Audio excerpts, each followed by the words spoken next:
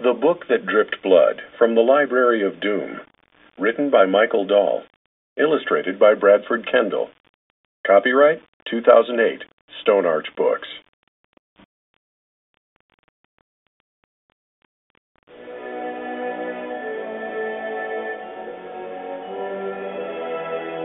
The Library of Doom is the world's largest collection of strange and dangerous books.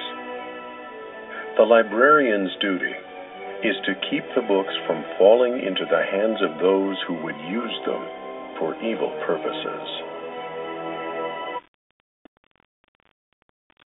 Chapter 1. The Golden Hinges. A young man hurries down a dark street. Cuts and bruises cover his face. His left arm is in a sling. In his right hand, he carries a package tied with thick rope.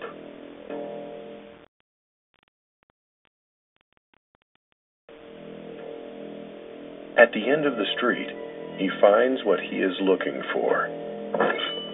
He walks into a small bookstore.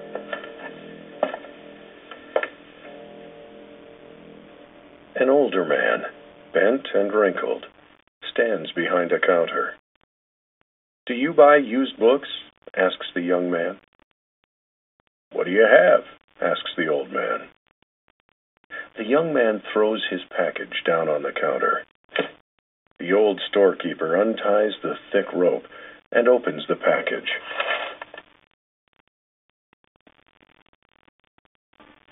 "Is this made of fur?" asks the old man. "Look at the spine," says the younger man. The old man turns the book on its side.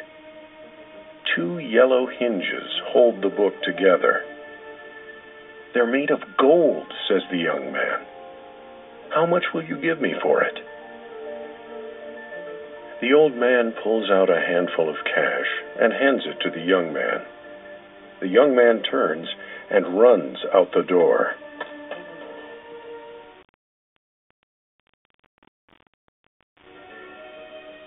The old man looks closer at the shaggy cover. He brushes the fur aside and reads, "Claws." A few moments later, a young woman on the street hears a man screaming inside the bookstore.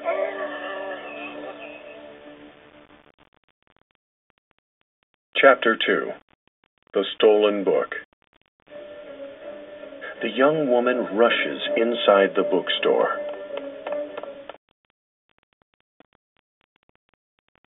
A pair of legs stick out from behind the counter. The woman hears a man moaning in pain. "Get it away from me," says the bookseller. The woman's eyes follow the direction that the man is pointing. She sees a strange book lying on the counter.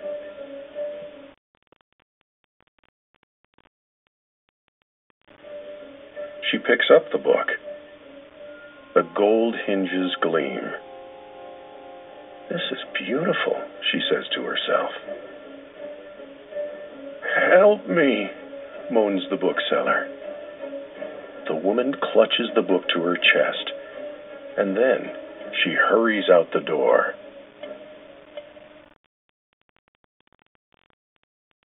Chapter 3. Behind the Door. The young woman rushes into her apartment building. The landlord sees her from his door. "You owe me rent," he calls out to her.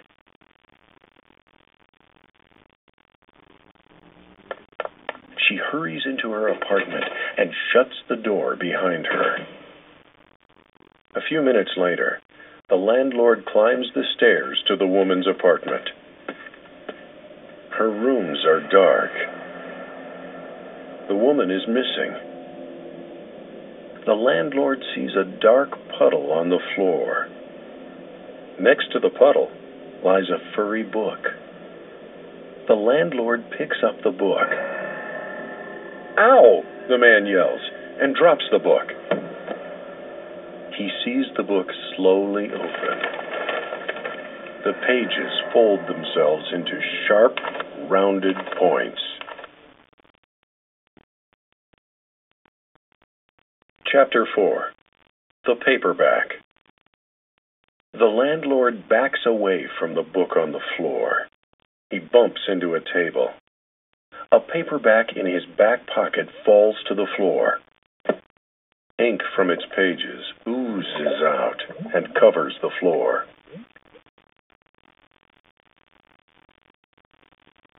The puddle of ink grows larger. A tall, dark shape rises from the bubbling ink.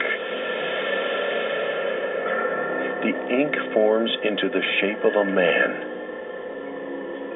It is the librarian. He has been waiting inside the pages of the paperback. He knew that the furry book would come to this apartment building, but he did not know when. Chapter 5. The Collector. The book leaps into the air.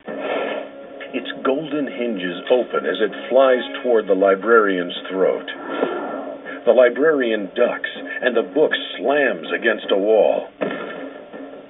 With another roar, the book flashes its teeth. It darts across the floor and grips the librarian's leg. The librarian screams.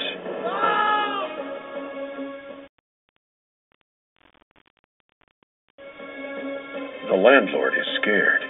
He runs into the hallway and down the stairs. Suddenly, the front door of the building swings open. A young man rushes in. He is the same man who sold the strange furry book to the bookseller. "Where is the book?" the young man demands. The landlord points up the stairs. The librarian has pulled the book off his leg. Blood drips onto his shoe. He snaps his fingers. A small blue flame bursts from his hand. The book backs away from the flame and crouches in a dark corner. The door bangs open. It is the young man. "That is mine," he says, pointing to the furry book. The librarian looks hard at the man. "The collector," he mutters.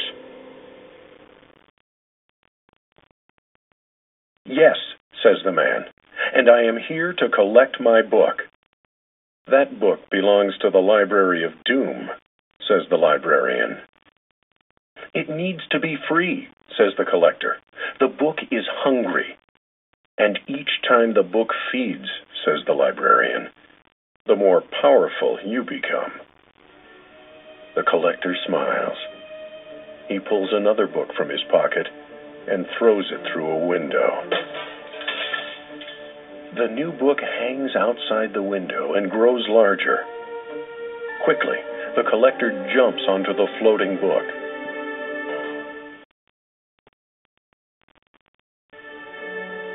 The flying book soars away from the apartment building.